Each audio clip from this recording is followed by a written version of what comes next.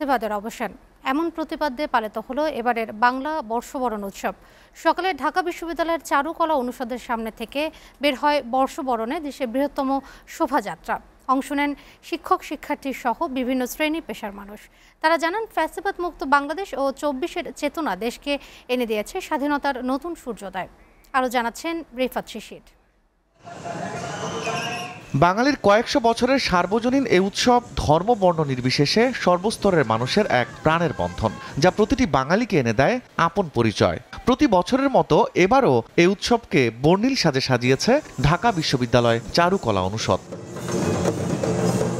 নববর্ষের ঐকতান, ফ্যাসিবাদের অবসান প্রতিপাদ্যে আয়োজিত বর্ষবরণে ঢাকা বিশ্ববিদ্যালয়ের চারুকলা অনুষদের সামনে থেকে বের হয় আনন্দ শোভাযাত্রা। শিক্ষক শিক্ষার্থীদের পাশাপাশি যুক্ত হয় বিভিন্ন শ্রেণী পেশার মানুষ। একটি দল এই নববর্ষ পালন করতো, এখন সর্বস্তরের বাংলার সর্বস্তরের মানুষ এটি পালন করছে। পহেলা বৈশাখ মানে তো বাংলার নববর্ষের প্রথম দিন, অ্যান্ড এই দিনে হচ্ছে সকালবেলায় পান্তা ভাত, ইলিশ মাছ, আলু ভর্তা।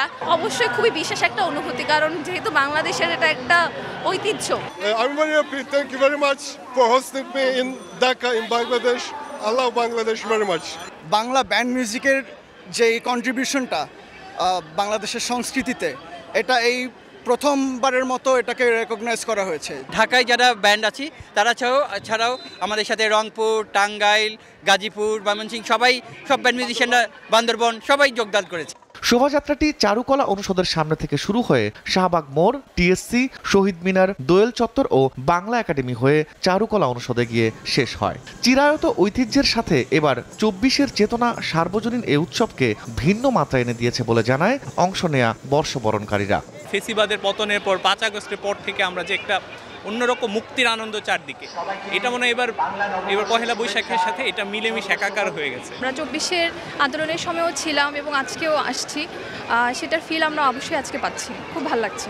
আগামী দিনগুলোর জন্য ভালোই আশা করছি। একটা স্বৈরাচার মুক্ত বাংলাদেশ পেয়েছি।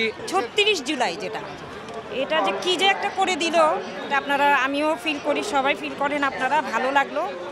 মানে শান্তির পরিবেশ এখানে, আর সবচেয়ে বড় নিরাপত্তা।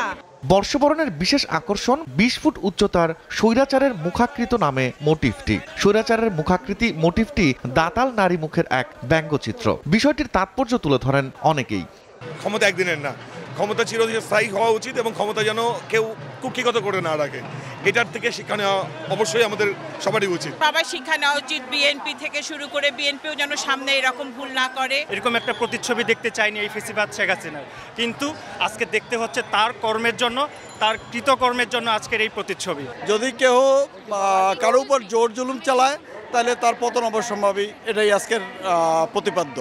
বর্ষবরণের এই অনুষ্ঠান শুধু একদিনের উৎসব নয়, সারা বছর বাঙালিকে এনে দেবে অনাবিল আনন্দ ও আগামী দিনের সুখ সমৃদ্ধি, এমন প্রত্যাশাই সবার। রিফাত শিশির, এসএ টিভি, ঢাকা।